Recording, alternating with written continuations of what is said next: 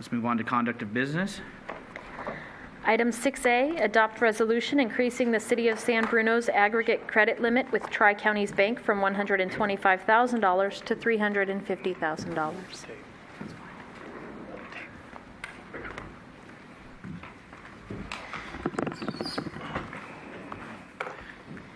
Director DiMartini.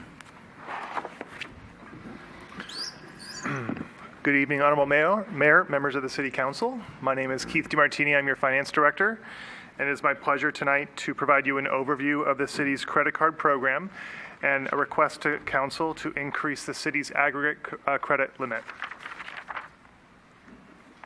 So the objective of tonight's presentation is to receive information on how the City currently uses its City-issued credit cards and the procedures that we have around it.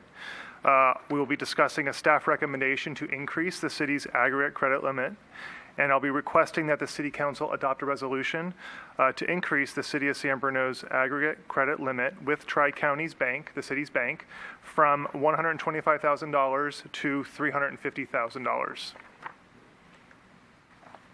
The agenda for the evening is to provide you the background of the procedures which I already mentioned. I'll provide you a justification for the request that I'll be making to you this evening. I've also gathered quite a bit of information from other cities in San Mateo County about their credit card programs, and so I wanted to provide you a comparison of how other cities are using their credit cards, and then make my request to City Council and discuss next steps and answer any questions that you might have.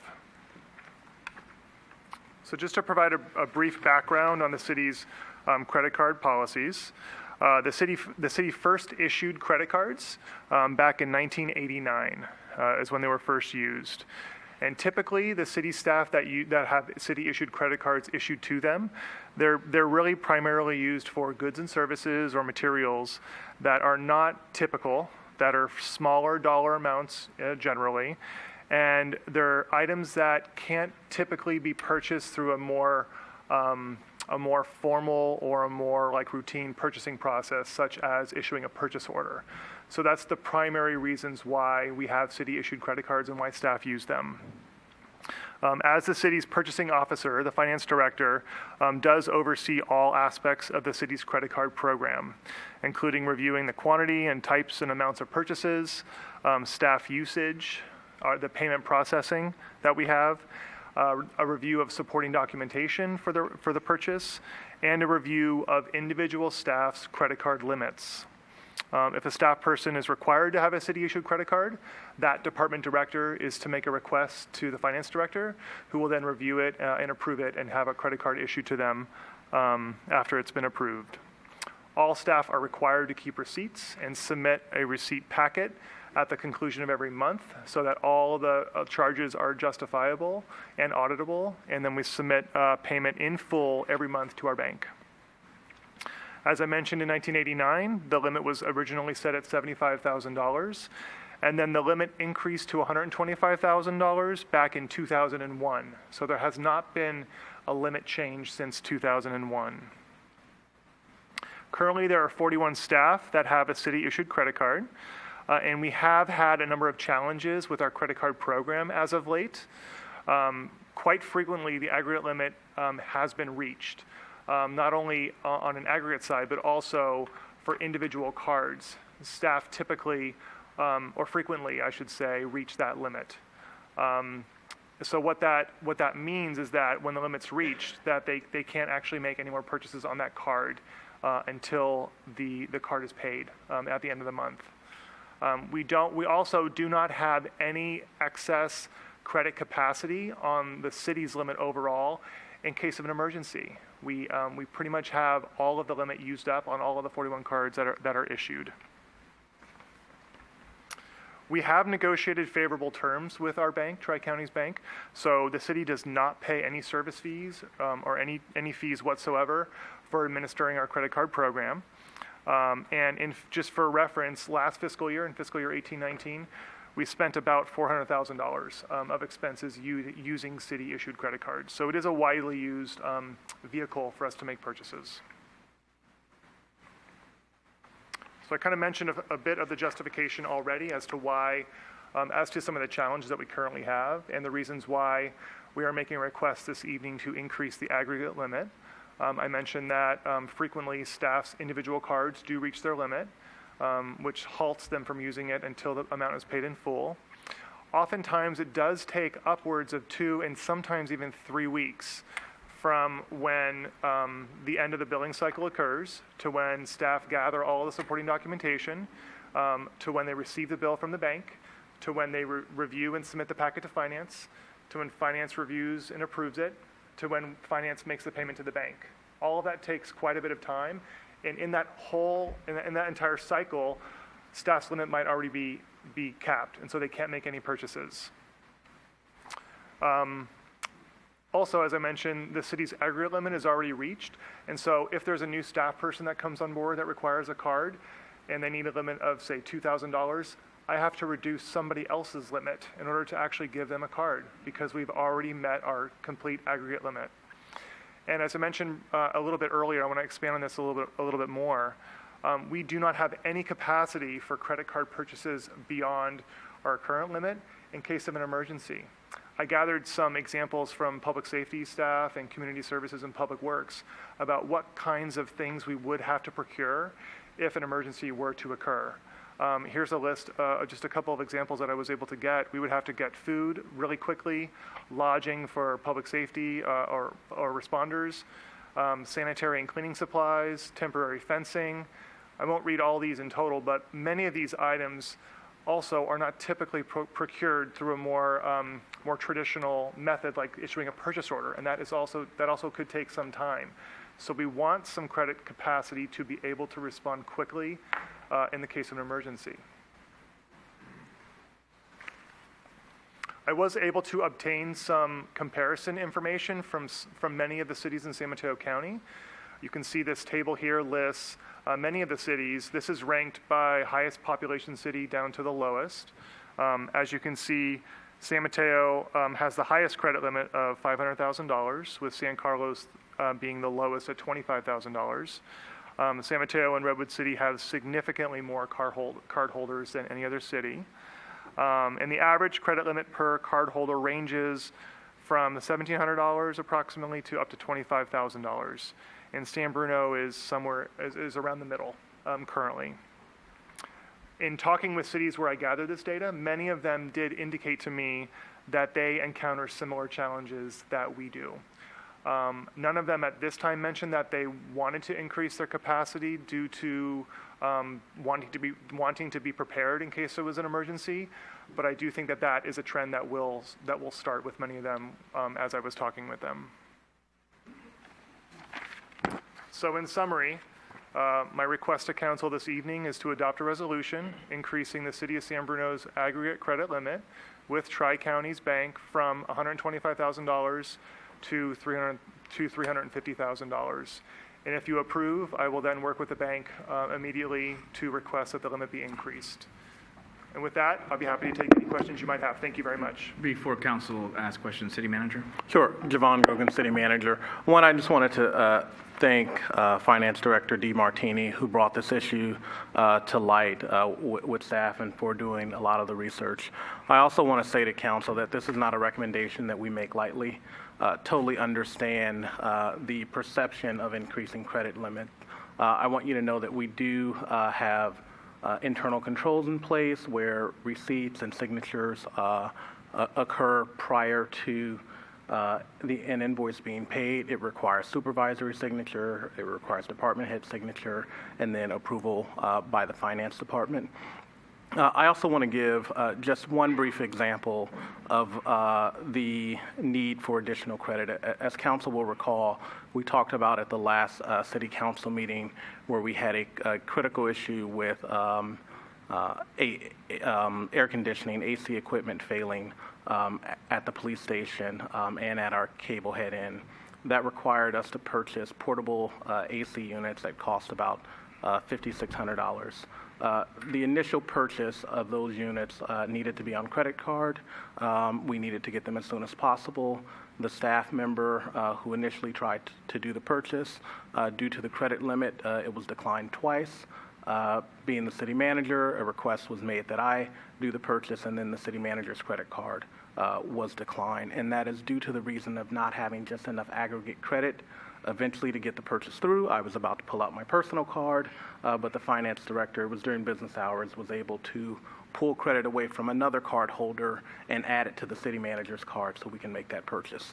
And so that's just sort of a minor example of how, making sure that you have, yes, industry standard internal controls is important, and we do, but making sure that you have enough aggregate credit to protect this community for little instances, but also big ones. And so we come to you with the request to increase it from $125,000 to $350,000, excuse me, and we don't do that lightly. We do that because we want to protect this community and we want to have the resources to do so. Thank you. Thank you both to the director and manager. Questions or comments from council? Laura? Through the chair, so Finance Director DeMartini, thank you so much for bringing this forward, because when I started to read this report, I was like, I cannot believe this. It is just something that you don't want to experience, especially in an emergency, and we can't ever expect those things to happen. So yes, we need to increase those card limits. Our city manager, for one, should never worry about his credit card being maxed out because of a purchase we need to make. So I think this is really good. The other thing I was going to question was, why does the city of San Carlos only have one card at $25,000? It just seems like that their business practice is very different from ours. Sure. Yeah, their program seems to be a bit of an anomaly. It doesn't seem like they implement theirs like most other cities in San Mateo County. I think that they might push people to requiring more purchase orders, even when it's not maybe the most optimal way to purchase something. But I haven't had a detailed conversation with them to really understand, so yeah. Okay. And my other comment is that, the dreaded expense report, right? So anybody in the business world that has a credit card that's an expense, it's like that thing you've got to do at the end of the month. So I'd be interested in, is something that staff can take on at some point is there a way to improve even that process, right? Because as more charges are being made with use of credit card, you've got to, increase capacity in the credit card charges. You want to make sure the process is streamlined and that, you make a purchase, you got travel, you got an airline ticket, you've got hotel, and you get the receipts right away, boom, take a copy of it, and you submit it, done deal. I don't need to look at that expense report again at the end of the month and get that processed, because even your explanation was like bringing back nightmares, but I guarantee you it's a tedious process and a lot of hours, a lot of people processing that. So I'd like to see something that staff can work on going forward to actually improve that process, because it really would affect and save a lot of hours for every employee. And also, before I go to the next council member, Mr. DeMartini, if you are going to check in with San Carlos, maybe you can ask him who that person is. We're just out of curiosity, who's the one in the whole city of San Carlos. And I know they do outsource a lot of things as well, so in their community, other divisions and aspects of it, from fire, police, parks, rec. But anyway, the city clerk has informed me there are no speaker cards on this topic. I'm just double checking that nobody from, okay, because we do speaker cards, so I'm glad we asked. So if council will allow me to pause, and we'll hear from our speaker. That's okay. Hi, Maria Concha from the Avenues. I've worked with a number of companies, tech companies, where we have the same problem with expense reports at the end of the month. There's a couple of apps that we've used. We've used Expensify, which has been great because it just puts everything in to the right categories. You don't have to worry about it. All you do is at the end of the month, you review it. Perfect, it's done, you submit it. There's another one called Concur, which we've also used as well. It's user-friendly, believe it or not. So that kind of thing is would be easy. But the one thing that I was concerned, Mr. DeMartini, was when you said that they're submitting a packet of receipts, actual paper receipts. Is that what Why don't you go ahead and ask your questions, and then we'll go ahead and get them, please. It seems to me, though, that it's a little bit tedious for having someone to go through. If you've got that backup online, why would you have to turn in the receipt? Thank you. Thank you very much, and thank you for enlightening us on some options. Mr. DiMartini, could you respond, please? Yeah, I'd be happy to. Thank you for asking that question. So a couple months ago, we did issue a new citywide purchasing policy that took effect, I believe, back in May. And so with that, it did standardize and modernize a lot of the city's purchasing activities and our internal policies and procedures. And a lot of that does center around the electronic processing of documents. And so instead of printing out a quote that we might get from a vendor, or printing out or receiving an invoice in the mail, and then having that be routed through multiple staff persons' inboxes so that it can get the required approval so that we can pay it, which could take many, many days. It could get lost in the shuffle or lost in someone's inbox. We are now requiring any requisitions, any back supporting documentation to be saved electronically and attached in our financial system so that all of the supporting documentation is there and auditable, and very easy to look back on for conducting research, doing analysis on our vendors, many, many different purposes. And so that process is it takes some time to get all of the players that are involved in those processes to basically reduce paper and eliminate paper citywide. And we are working on that. Many, many staff people are doing that right now. And we are aware of many of those apps, some of the different technologies that are out there for streamlining and building efficiency in those processes. We are able to utilize the city's existing financial system for a lot of that currently, so we're working on that.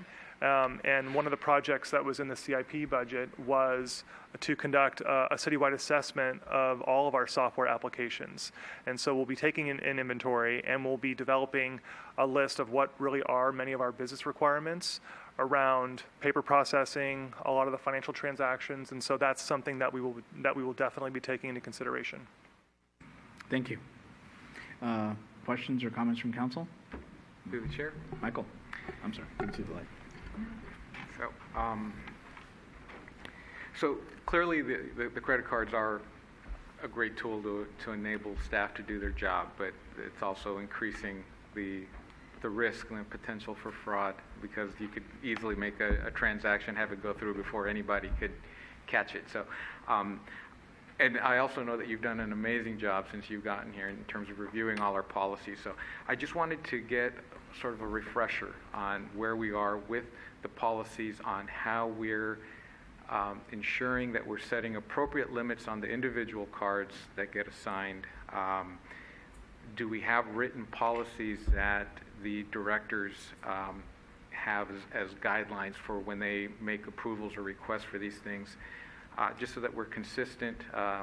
And then also just about how a periodic audit would, how often that would happen, who would be conducting the audit, just to understand that the charges that are going through are appropriate, and that, so. No, I appreciate the question. So we do talk about the city's credit card procedures in the city's purchasing policy. There's a section in the procedures about that. And so what it states is that anytime a department director requires a staff person in their department to have a city-issued credit card for specific business purposes, they are to make that request to me, to the finance director, and I'll review that request. I'll review the limit that they're requesting. I'll review the business justification and why. And then I'll have that conversation with the department director, and we can approve that. I'll look at how much aggregate limit that we have available. Currently, we don't have any available, so it might be a conversation about, well, whose limit can be reduced in order to accommodate this request. I also have all the data about what the typical sort of monthly burn rate is on how much people are spending on their cards and for what business purposes. As far as the audit that you were talking about, Councilmember Salazar, I would say there's an ongoing audit, because every month, every transaction is reviewed and approved by at least 2 or 3 people every single month. And periodically, I take a look and gauge at individual card limits for staff. And as we perhaps grow more into using credit cards, I would consider standardizing on maybe a quarterly or an annual basis a more holistic audit of the credit card program. But I would say that we do have very tight internal controls over the process in its entirety. Okay. And in terms of, once this limit is increased, would it be your intent to allow that increased limit to go to a few predetermined cards, or spread it evenly across all of them? How would that play out? So I think the first thing that I would do is there are a handful of staff that I know who need their limit increased immediately. For example, there's an individual who coordinates a lot of the required training in the police department. His credit limit is a major problem. We need to increase that immediately. So I would address those individual staff as soon as I can.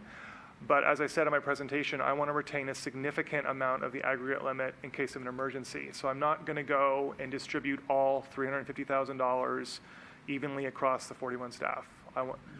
We want it to be $350,000, and we want to have excess in case of an emergency. Okay, thank you. Other questions or comments from Council Marty?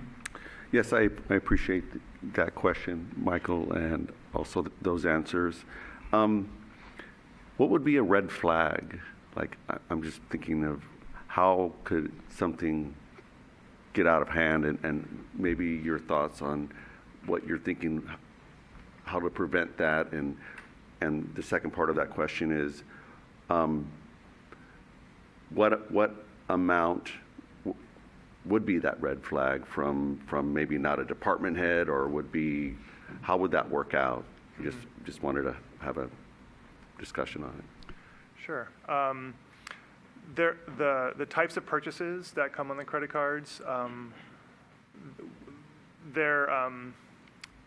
you can see a pattern over time, right? So a lot of them are in regards to professional memberships or associations that staff might require to be a part of, or training. A lot of food purchases, for example, in the senior center. And so there are patterns. They may not be typical or the same vendor each time, but there are patterns that both finance staff and department staff might recognize. And so if something falls outside of that pattern, that would be a red flag. Or a dollar amount that might be like a very round number, like an even number, not, with pennies after, like the 36 cents, 33 cents, something like that. That might also be a trigger. And in my time here, there hasn't been any issue that finance has detected. And so, yeah.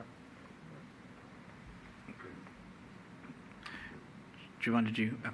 Sure. I also wanted to mention that, one, all the purchases are business need, and each transaction is included as a part of the annual audit that happens in addition.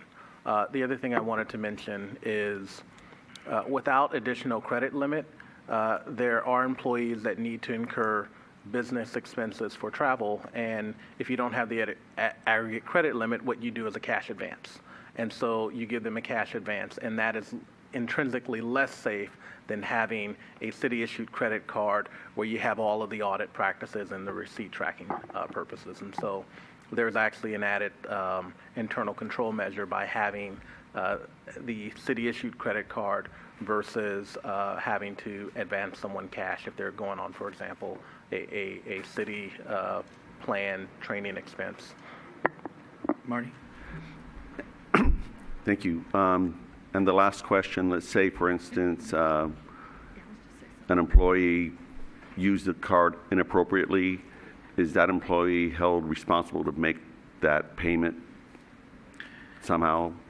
Like, I'm just curious. That would be a personnel decision, but inappropriate use of the credit card will result in disciplinary action up into and including termination. If I may add to Yes, that response, anytime a new staff person is requested by the department head to receive a credit card, I send a standard letter to them which states they agree to the terms and the framework of our city's purchasing policy. They agree to retain all of their supporting documentation, their receipts, and submit their monthly statement on time. They agree to give their identification information to our bank so that they can be issued a card, and our bank uses that information to ping many federal databases to ensure that there's no fraud or no Nothing like that going on with the use of the city credit cards. And they agree to only use the cards for business purposes. And if their employment with the city ever was to be done, they would return their card to the department head upon leaving the city. So we do have controls in place even before they get the card. You can always shut the card off, too. Yes. In an instance. Irene? Thank you for your answers and for this very thorough report. I'm glad to hear that you have the safeguards. They're very thoughtfully done. And I'm extremely happy that we will have, hopefully, will have a higher credit limit. I know there are many incidences where there are emergencies that you can't always do the purchase requirements, but also sometimes the only way you can pay for something online, especially, is through credit card. And so if we don't have those credit limits raised, we're not going to be able to take advantage of some of those savings that you get that way. So I will leave it at that. Just so we hear. So obviously, I'm a new employee. I get issued a credit card.